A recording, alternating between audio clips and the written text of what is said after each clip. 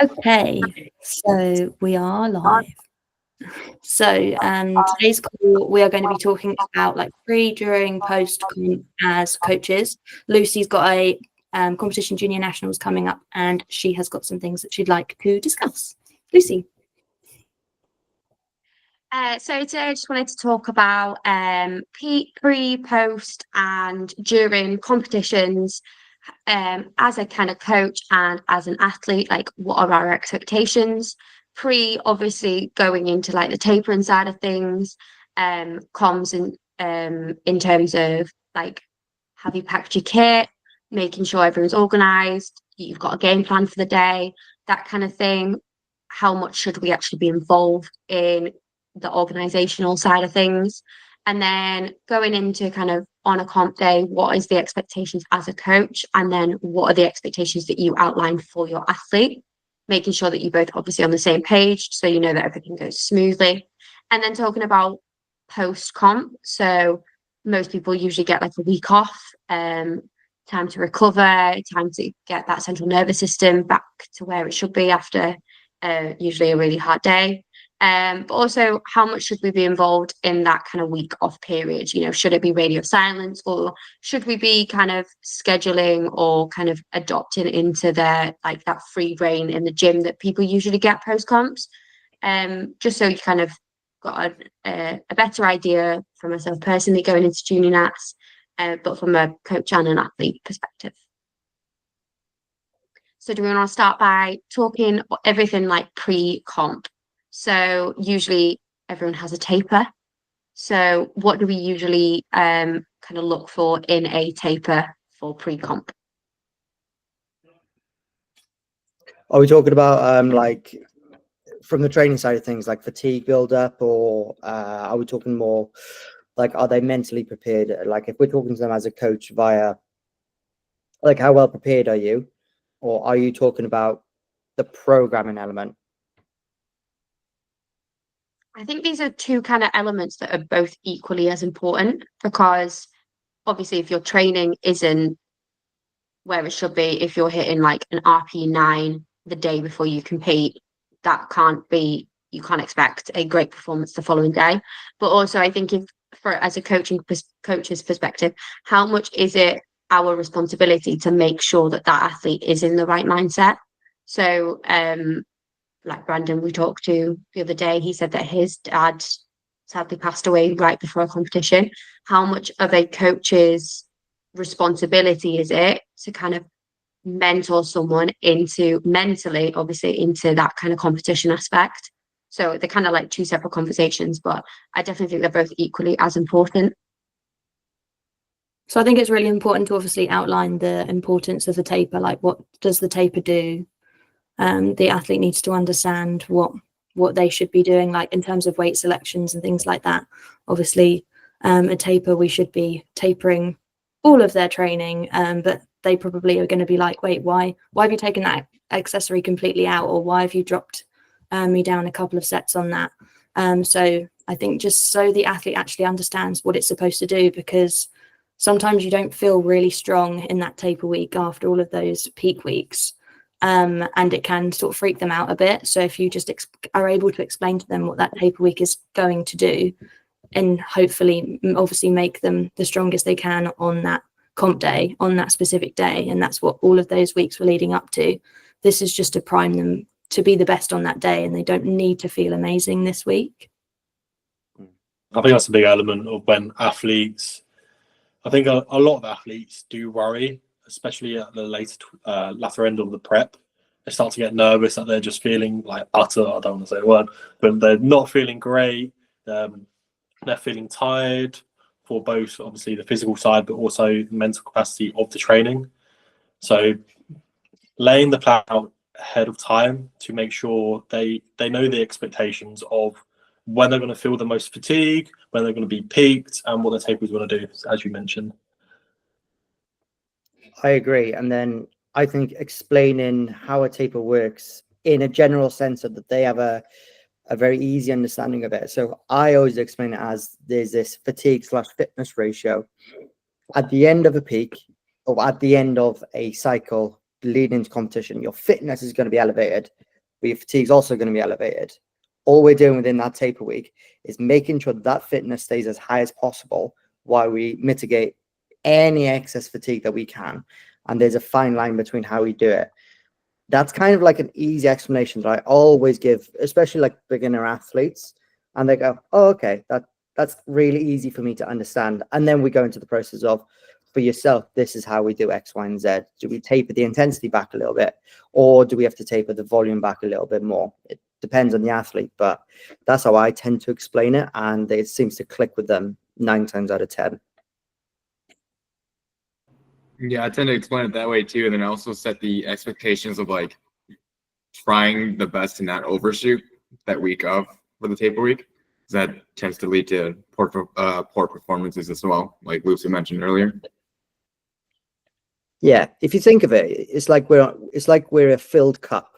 If we overfill that cup with too much water, or if we overfill it by overshooting, it's really hard to bring back. Whereas if we can find that right balance, like you said, if we mitigate that fatigue that we've built up, should be in a really, really good spot.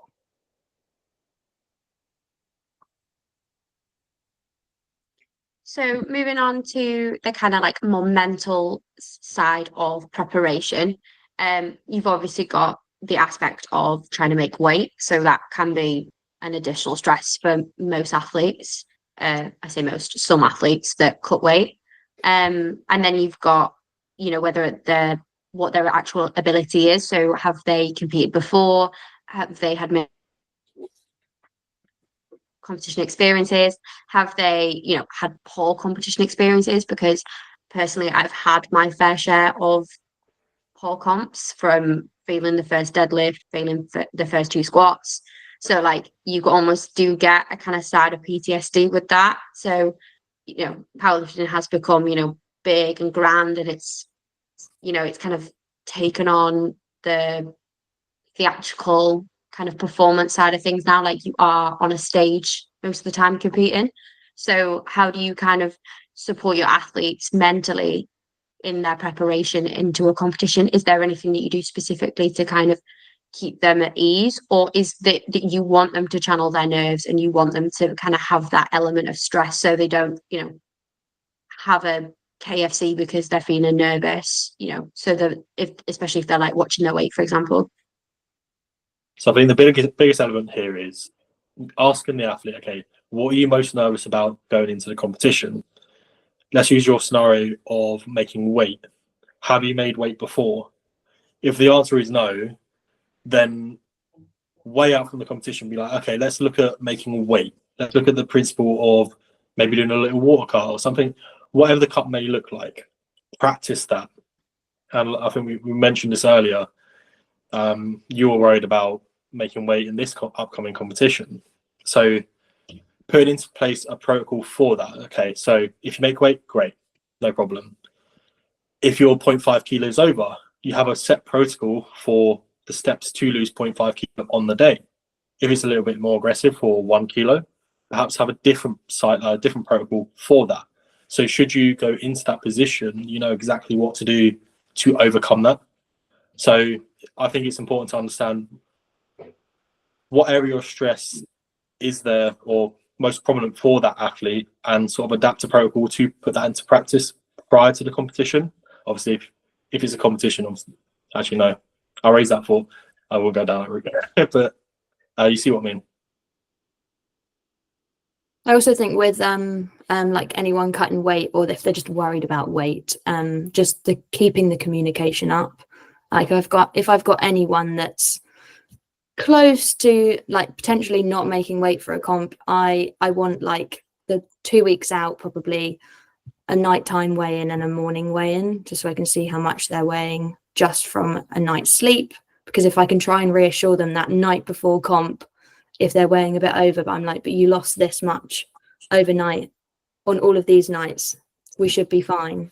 But just keeping that communication up so you can sort of have the most control as possible, the most data they give you, the most help you can give them. So that week before, I have quite a high communication level, especially if they are like close to not making weight for comp.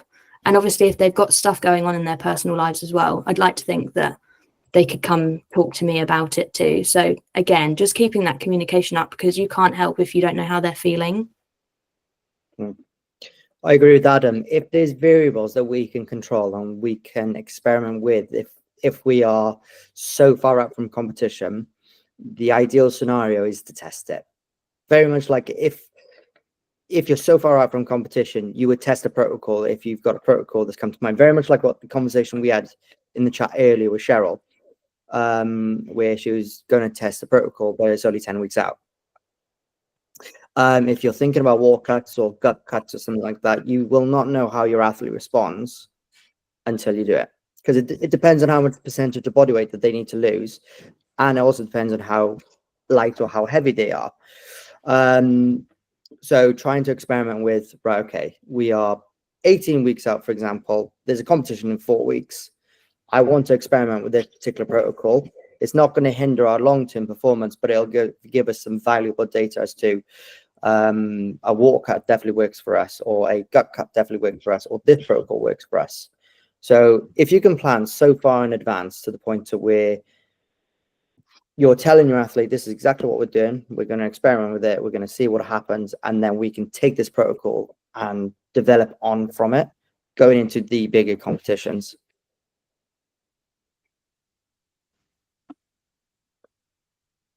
Was there anything else that you had in there, Luce, apart from making weight? Just the tapering, and let me just double check.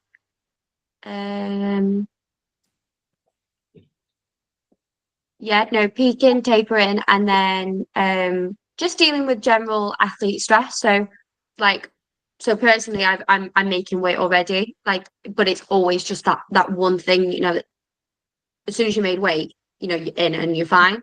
And you could make weight for a week because you're on your scales, but then it's a different set of scales. And then you're weighing in, for me, it's 4 p.m. instead of 8 a.m. when I normally weigh in. So, you've got all those factors. Actually, it's a benefit that's later in the day, because if I do, somehow not lose that 500 grams overnight, then, I've got all day to, sweat in a car or something like that.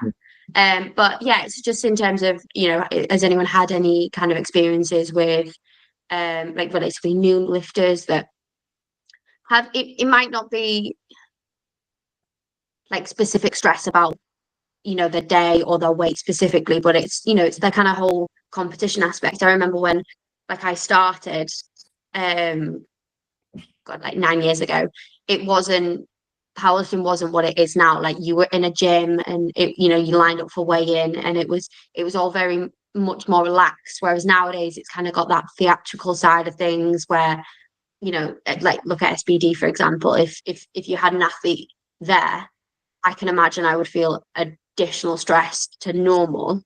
And it's, how do you deal with that from a coach's perspective? So for me, it's demeanor. Now, Lucy, because I'm going to be handling you on Saturday, this is going to be a conversation that we have as well. But it's understanding what the athlete needs on that day. Like, do they need a calm demeanor, or do they need someone who is quite hyped? If you look at me, if you look at Beck, if you look at Callum, if you look at Alice, we would all bring something slightly different. Beck is very methodical. Doesn't talk a lot when he handles you, but very methodical, and he's there if you need him. I've got a little bit more of a calm approach. Like, I'm quite a calm person. I won't let things sort of like stress me out. But at the same time, I'm not one of those, like, I'm gonna hype you the fuck up. Like, that's Callum's domain. Does that make sense? So I think it matters on what does the athlete thrive on, and can you match that as a coach?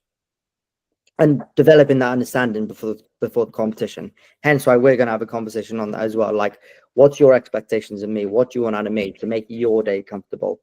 Like, you went on about competitions being very relaxed, like 9 years ago.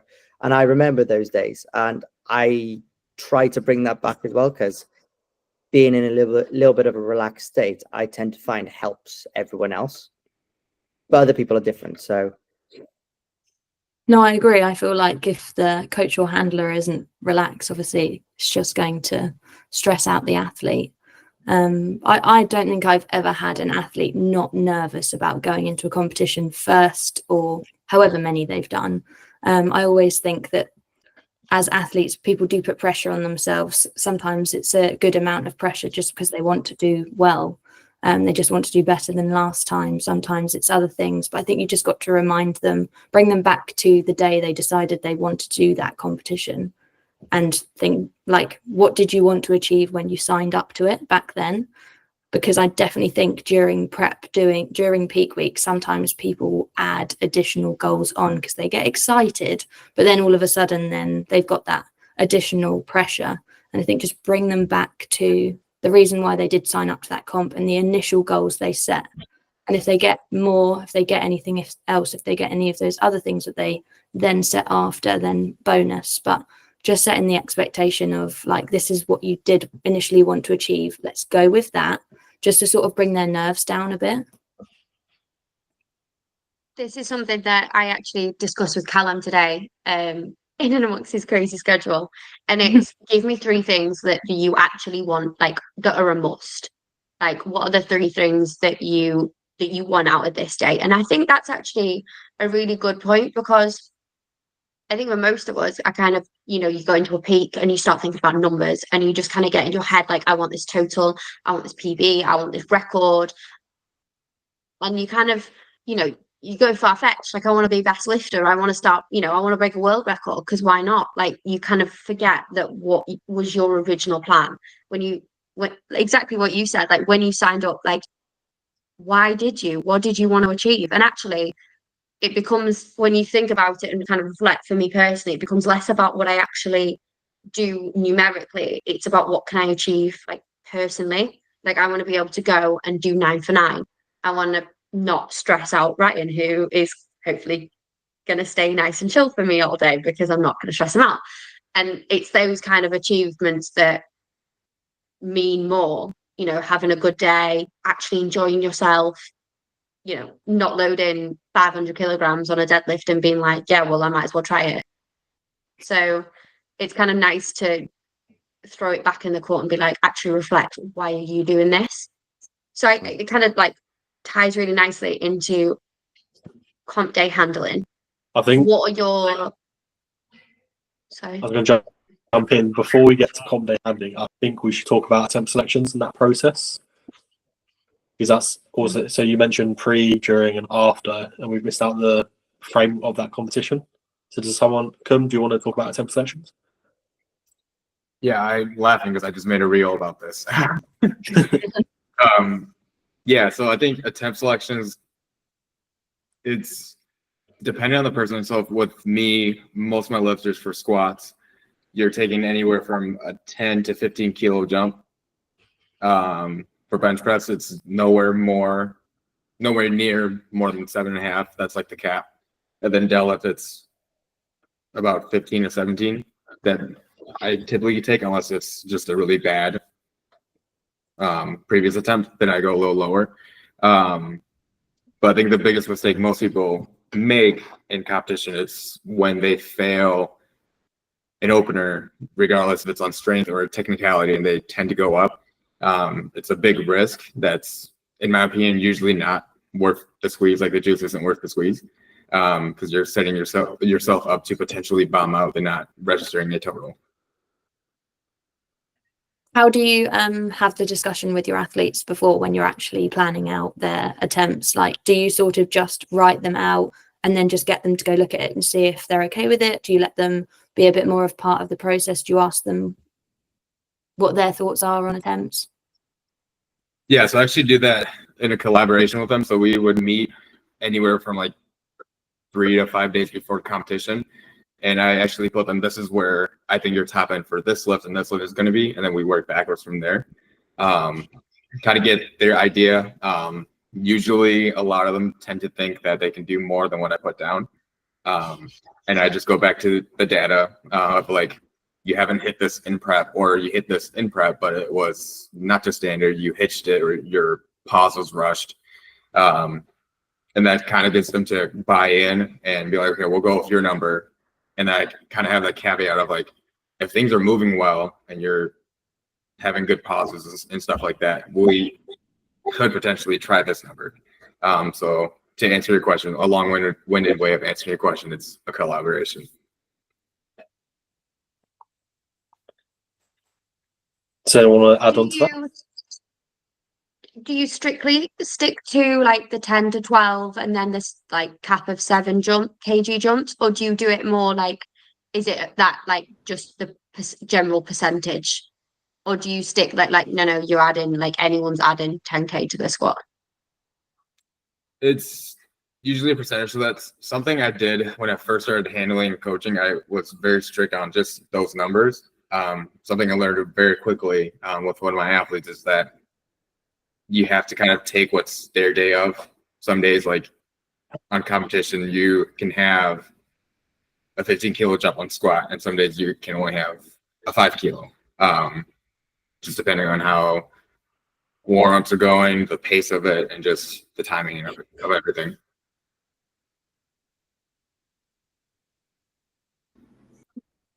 Do you generally go through like your warm-ups as well with the athlete before writing up their, or even after, once you've come up with like what the openers are? Do you run through what the warm-ups are going to be with them, or is that something that you leave to them because you want them to warm up the way that they always do?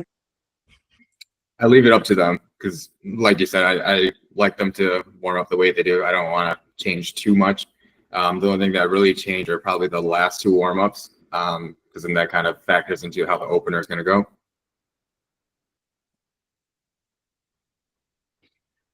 Does anyone do anything different?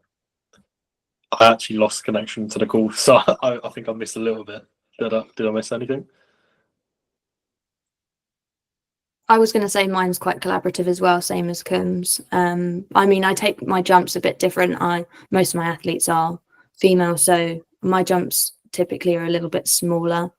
Opener, second to third. It's also down to like what they're confident potentially doing on the platform as well. So I would go for a really collaborative approach as well, just because I want them confident going in with it too. Yeah, for me, go ahead. I think considerations for jumps as well is what do they do in training, and are you regulating their jumps in training? For example, if you used to give someone a completely arbitrary jump that makes sense in your head, but they've never done a jump like that before, and if you're working collaboratively on that while they're training, that's probably going to throw them off more than it's going to aid them. I think being quite collaborative with, okay, what jumps do you typically make in your training? How can we best fit that in with what we do within our protocol here? And then that ultimately leads into the warm-ups as well. So, I know you said that you don't typically assign them warm-ups. I typically do, roughly based on how they warm up within their own training on primary days, for example. Because if we can keep the parameters as similar as we can be, as in training, I find they're a lot more comfortable building up them. I think it's important to explain that you will be sharing like a rack in a warm-up room, so like the amount of jumps you take and can definitely change depending on the day of. I think another element. So long as it's Go ahead. No, you go. I was going to say another element to attempt selections, which obviously not obviously, but helps athlete confidence, is putting fail safes and being dynamic with attempt selections. So based on the data you have, obviously you know roughly where the top end is going to lie, and obviously work back from there. I explained it on one of my recent reels. You have low, mids, and highs. So mids is you're very confident this is how the day is going to fall, and this is pretty much a 9 for 9 meet. If things don't go well, you have your lows, or if things are going really well, you have your highs, which typically are more favor the highs into the latter end of the meet, where we do have energy to play with. In the early stages, it's all about getting numbers on the board. But I believe being dynamic with the attempt selections gives the athlete confidence that if things are going well, maybe we can push a little bit, or if things aren't going so well, or their expectations that they're worrying that, okay, I might miss something, we can always fall back onto plan B. So I think that's very important in the attempt selection process. And the way I do it is, so 1 week out from the competition, I put in from what the data suggests. I don't take the athlete's opinion. This is what the data suggests. This is your attempt selections based off of that. And then I'll send them to the athlete, which is on their program, have them review it, let me know their opinions. Are they happy with it? And then I'll go through the attempt selections all over again and adjust it to the athlete sort of opinion. Because I don't want to just say, this is what you're doing for the competition. I want the athletes to value the process and get what they want out of it as well. So it depends on their goals. If they're doing a 9 for 9, obviously we're going to really make it to look the attempt selection is perfect. But if the athlete does want to push and they're okay missing a lift, which is not ideal, I'll give them a little bit of leeway. It's all about making that athlete happy. Yeah, that's what it's all about, really. I think having a really solid plan. Obviously, as you said, with the like safe and reach options, which I'm sure we all use because it's on the program document. Just plug in the document there. But yeah, I just think having that plan for the day obviously just makes them feel like they've got the best opportunity to have a good day, and then they've got plans for if things might go wrong or if things are going to go better. But yeah, so I think that brings us to comp day. So how we handle like athletes' nerves on comp day. Ryan, you obviously touched on earlier about like bouncing off of like the athlete and making sure that you can meet their needs. Yeah, I don't know if you can speak about your experiences, if you've ever had like anything where you're like, oh, I don't actually know how I can bounce off this athlete, or any challenging days you might have had as a coach. Yeah, there has certainly been challenging days, but as a ballpark, my expectation for the athlete is, or my expectation is, come in calm and collected as best as I can, and then switch it up a little bit when we get closer to our goal. So closer to those third attempts if we need to. And it's just knowing how to regulate that, like how much hype do they need for that particular lift. And you're only ever going to know by knowing the person in front of you. I have had people where our energy just don't match per se. So my hype is completely different to theirs, and it didn't match at all. So I just regulated myself to come down a step or two, and it worked fine. Whereas other people, they're just over the top. And I'm like, I can't match that. But if you're happy doing that, then go right ahead. I don't need to add to that. That's been my experience anyway. Do you find it easier to try to hype someone up versus trying to match someone's hype if they're super hyper? For the people that I've handled, I've never tried to match someone's hype if they're like over the top. These tend to be the younger athletes, the university athletes, but they're very much aware as to where my limit is. I think that's very important as well, is that the athlete understands where your limit is. So again, we always have this conversation of, this is my approach. How do you feel about that? Can we kind of meet in the middle somewhere? And then if you go off the rail, as in like overly hyped, I will take a step back unless I feel like I need to regulate it. Yeah, I think if you need to sort of bring them back down to earth, obviously that's when you could step in. If you think this isn't actually going to benefit you, come down a little bit. Yeah. And this happens not just like before they step on a platform. It, like in the warm-up room, you can kind of gauge as to where they are. So if you can catch it early, then it makes it easier to regulate it. Have you ever had to deal with an athlete, probably more of like overhype, where they're like screaming, shouting, swearing on the platform? I know that like nowadays it's, you know, you've got that strict professionalism, but it's still seen in some comps that, you know, you can like throw your bell and do a backflip.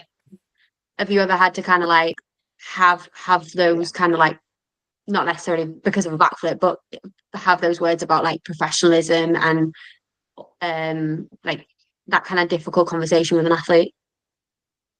Yeah, I don't find it difficult at all. I've had the conversation and it's not difficult.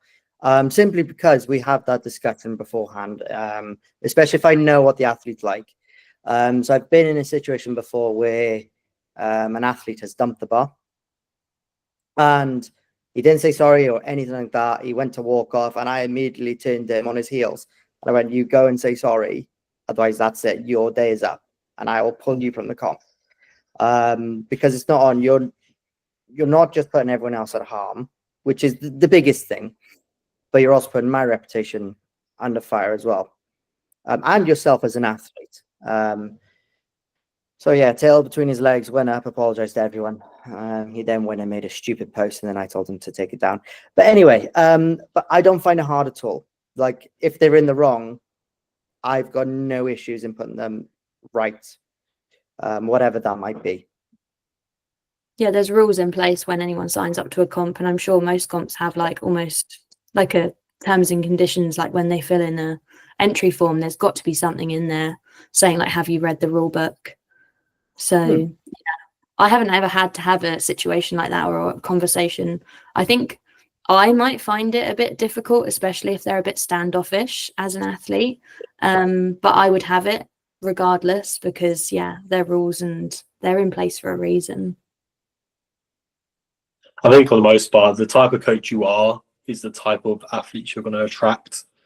So if you're like a really, really hyped up coach on the platform, when you do compete, you're going to kind of attract those sort of athletes. So for the most part, I think we can control it with sort of the onboarding process, laying our expectations of what it means to be an athlete under us, how we go about portraying our athletes, what do we expect from the athlete and how do they behave. So I think for the most part we can sort of challenge it that way. Obviously things do happen and that's where you can talk to the athlete and sort of steer it in the right direction, but for the most part I think we can avoid it. Yeah, it's very uncommon for something to happen. Like I've had one of my really, I'm going to say good athletes because they are very well behaved when they're on the platform. I've had them swear on the platform before. So it was more a case of, come on now, you don't usually do that. Buckle up a little bit. Apologize straight away. I had no issues at all. And there wasn't a, what's the word? There wasn't an awkwardness between us. He knew what he'd done. I collared him for it. And then we went about our day. So yeah, that's my experience. Have you ever had to deal with that come?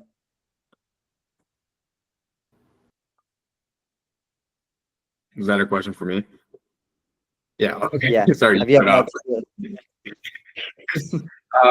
No, I haven't had to deal with any athletes that are like mean on the platform or like mean to referees. I do set the standard of all my athletes to shake the hands of the refs, and then at minimum the spotters and loaders, but the referees. But yeah, I haven't had any of that. Is there anything you would like to discuss on the competition day, Lucy? Or anything else, rather? So for me, comp day kind of ties in with kind of everything that everyone said. You know, like going with a calm demeanor. I feel like if you portray, even if you actually don't know, but even if you portray that you have full control, you know what you're doing, and you always have a pen and a spare pen, then like you can't go wrong. More often than not, like I've seen coaches that don't have pens that are like borrowing, and it just becomes a nightmare. Like pens are really important on that day. I think from previous experience, like I've never had to like have that argument. But when you've got someone that kind of just did like an RP9 and they're like, no, I've got 10 kilograms more, and you kind of have to like really politely and gently, because you know you don't want to put them off or make them disheartened about their third attempt, but you've kind of got to guide them into that area of actually, no, let's be conservative. But it's that portrayal of kind of not necessarily like lying to them, like, no, not saying like you haven't got that, but this is the smart decision. I think that's where my kind of like like that's when like those difficult conversations I've had to have previously. Because really you want the best for the athlete, like you want them to achieve it. You know, you don't want to throw on a weight that you know isn't achievable just because then they can be like, oh well, I attempted 190, for example. So I think that's kind of like where I've had difficulties in the past, being like, this is a smart decision, this is what you should go for, and kind of jumping in before they come up to you like, oh yeah 190, kind of being like, right, okay, that was great, let's go with this, and kind of, oh okay, you know, they'll you know, kind of hopefully deteriorate from that kind of situation. Would anyone have kind of dealt with that differently? I think outlining what the competition is for straight off the bat is going to help with that. For example, I had an athlete recently just coming back into competition, just having some fun. And we have another competition in 18 weeks. So this competition was just about fun, getting some numbers on the board. They were then going beyond the plan, loading up more than they should have, which obviously I wasn't happy. So that was a conversation after the competition. This was remote handling. So I was in contact with a handler to ensure that they load what I say, but they went beyond that. But I think going back to the point is outlining what the expectation is for the competition. So for example, if it's for fun, obviously pushing isn't the priority. But then if you're doing another competition in 18 weeks, or whether it's nationals, you're fighting for a position, or just 9 for 9, as long as you know the purpose of that competition, you can kind of steer the athlete in the right direction. Okay, if you're looking for a placement, then maybe things will get a little aggressive with the attempt selections. Maybe you're fighting for something and the athlete's up for doing that. Or if you need to pull back an athlete, I don't have trouble doing that. That's my personal opinion. Yeah, I agree with Yeah. that. And it comes with the attempt selections that you would have hopefully planned and like discussed together before as well. And that safe option, making sure that they'd still be happy with that. And yeah, like the goals, like Adam said, if it's a qualifying total or if they want to go 9 for 9, is it worth risking losing 10 kilos on their total just because they want that PB? So I agree with that to an extent. It really depends on the athlete that's in front of you. So I've been in several situations to where they've come into the sport from a different sport typically, and they've got this big ego back and behind them. Now, if the competition isn't important, and let's say you've hit the qualifying total, whatever, and they are relentless on, I know I've got this in me, I know it, I will stroke their ego. I'll let them do it. But I tell them, you do this on the assumption of you've said that you've 100% got this. If you don't get this, we're going to have a conversation. Again, this is where my harshness kind of comes in a little bit. But there's a certain point I'll go, you know what? Nothing is riding on the line of this. You go and do it. And then we can have a talk about it. If you get it, awesome. 9 times out of 10, though, if you don't get it, then that'll set some realization in on your perspective. And then you can kind of see where my logic was. And I tend to find that works out best. Again, it's very rare, but it does happen. You will get these big egotistical people, and you just need to feed into them a little bit. And to allow them to see, oh shit, yeah. Yeah. It's kind of like how when it's kind of like how when we program something, if I program an RPA. Sorry. God, Alice, sorry, I was lagging. I've seen that before where Callum sort of let someone do, I can't remember if it was like a third or a squat or bench, and basically was like, if you miss this, I get to choose the whole of the rest of the day. So yeah, I've seen it before. And I guess, yeah, if that didn't mean too much, like it's a riskier move, but it's sort of, they're probably then never going to sort of like not take your judgment calls on board again. They're just going to constantly be like, oh no, you were right. Callum's personally done that with me. Has he? Yeah. Especially early in my You who I was thinking of.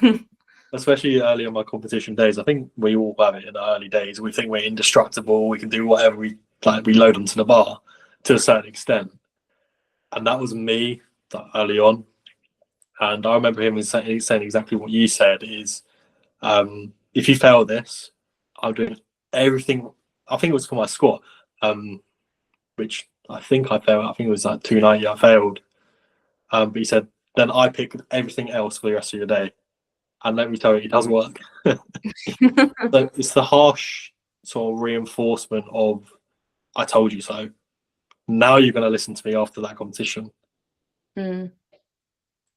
And I don't think it's a bad thing. Like, I think it's just maturing in the sport. If you can take it on the chin, those are typically the athletes that stick with it. Like, stick in the sport for the long term. Do we want to talk quite quickly on the week after comp? I don't think it's obviously going to be as big a topic because I am really conscious of time. We've already gone over the time I said that we'd stop. But yeah, if we just really touch briefly on it, and obviously we could always try and integrate it into another call in the future, maybe if there's still things that we want to talk about. So week post comp, how does everyone sort of approach that with their athletes? So I generally like to check in, depending on what time they compete, but by the end of the day, ask them how they're feeling, ask them there and then on the day, quick review, what are you not what went well, even better if, that kind of thing, but what are you really proud of? What did you achieve? Just to really reinforce the fact that even if they hadn't had the best day, even if they didn't get the outcome that they wanted, they've still got something positive to reflect on. I've had it so many times when I've competed that I've been up all night post comp thinking about that one lift that I missed, and it's driven me insane. So I always like to make sure that we reinforce what was the positives, what can we take out of this day, and then it's usually the following day. My normal question will be hi, how are you feeling? Do you feel like you've been hit by a bus? Because in my opinion, that's just the best way to describe how you feel post comp. And usually, it's a nice positive, I'm so I feel relieved and I'm proud, and it's kind of that 12 to 24 hours post comp that you get a genuine reflection of they've just realized they did something really cool yesterday. And then generally after that, I'd like to keep in touch with them throughout the week that they have after, even if it's letting them know that their new program's ready, letting them know what's going on with the next block, or what's going on kind of in the future, what we're prepping for next. I'm kind of in the middle of, and I'm intrigued to see what other people think about that kind of week off, that week of freedom, where it's off plan. Me personally, I take the week. I don't step a foot in the gym. I don't actually know what I would do if I went to the gym without a powerlifting program, because I've never been that kind of free range bodybuilding gym goer. So I just kind of don't go. But yeah, I'm intrigued to kind of hear, what do you guys do in terms of support for that kind of whole week? Yeah. So initially after competition, obviously, if it's gone well, we celebrate. If it's not gone well, bit of coping. Obviously, we're all humans. I then say to the athlete, right, I want to give you a few days, the week off training, or I give them the option, say I can program you something different, something but I'll purposely hold off the competition reflection for at least 3 or 4 days, where I have so just like the check-in process, I have another form for competition day review. One, it's good for analytics. I have this little graph which picks their attempts or tells you what their attempts successful were. The biggest thing for me is having that review a little bit later on in the week after.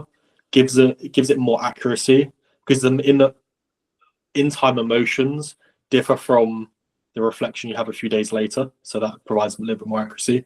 But in terms of the actual training, it's that option. I can program you, or you can have the week off. So I quite like giving the athlete that option. Yeah, so I like Yeah. having a midweek sort of reflection.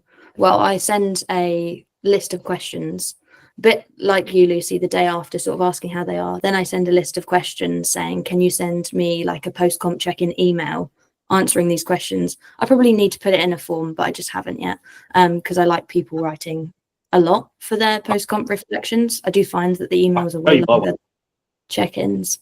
But yeah, and then I try and get that in by, I say that to them like by Wednesday. That gives me then time to write their new training program. But also, if I'm putting anything new in there, it gives them a few days if they want to practice anything. So, like, say I'm introducing sumo to someone, I say to them, if you're going to go to the gym this week, you don't have to if you don't want to. But if you're going to go to the gym this week, do you want to have a play at any new variations that you might have? But yeah, that's how I sort of deal with that week. They can do whatever they want. I do say don't injure yourself, please. But treat it as a week to play around or just rest.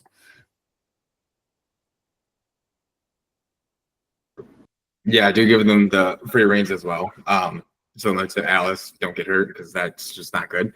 But I do like to know what they're doing, whether they're taking a week off or like doing some sort of like bodybuilding thing, because that kind of changes how I program when they come back. In terms of like just the amount of volume that I would give them if they take the whole week off. I'm not going to give them a whole lot of volume because then there's going to be sore for that whole week. I would like to add to that, actually, on the 4. I think it depends on what position your athlete is in. So I think you've done this a few times, Lucy. So you come out of qualification, then you're going to have to go jump straight back into it for another competition. So it's kind of playing with like, okay, we're running this competition soft, so then we're going to get back straight into training so we can really focus on this bigger competition. So I think at some stages, it might be a non-negotiable where you have to get back into training, but that's not as such more prominent. Obviously, it's at a higher degree when you're doing back-to-back competitions. And that's back to like controlled structured training. So like back to a program. Yeah, and I wouldn't say that was an ideal situation either. It was a peak for World, so that was like the heavy peak, and then it was straight back into 5 weeks of prep for Euros, and like I didn't have a day off, except for like the couple of days that I travel back. But I would just please don't make any of your athletes do that if they don't have to, because it's not good like physically, and it's also not good mentally, because for me personally at least, because I need that time, I need that reflection, that time to like kind of comprehend everything that I've kind of just achieved. And then it takes me a while as well to get my head back into, right, okay, we're on comp prep now. So yeah, if you don't have to do that, wouldn't recommend. But again, everyone's kind of individual. I mean, personally, I will not be stepping foot in the gym for a week. I just think it's like healthy almost, like I need to remove myself from something that I really enjoy for me to appreciate it and come back to it kind of with like a fresh set of eyes and a new mindset. I think this is something that you could do a whole hour talking about, but post comp blues is something that I personally have experienced for years, and it's something that I don't think it gets talked about anywhere near enough as it should. Because like for me personally, I go to Worlds or whatever, like I put on a great performance or a performance. It's not always great. But then coming back, and even if you'd done everything that you wanted to achieve, you went 9 for 9, you hit everything, there is always that kind of like, well, what's next? And I think as an athlete, it's really difficult to kind of prepare yourself for what's next if you don't know. And if you do know that, oh, it's another heavy, intense comp that's going to take up loads of your time and loads of your energy and loads of your mindset, that's also hard to step back into. So yeah, I think that's a topic for like another day, but something that I think all kind of coaches should be aware of and something that we should be speaking about more. Brian, how do you handle post-comp? Because I think that's you're the only one that we missed. So I program briefly. So I have a brief with the athlete like a week or 2 weeks beforehand, to sort of set the expectations of what the comp is going to look like, and then what post is going to look like. Because 9 times out of 10, from my experience, they want something to follow. So I will give them something to follow to an extent. Like, is there anything that you enjoy doing in the gym? Awesome. Let's just stick it down on a program and let's just run it for a little bit.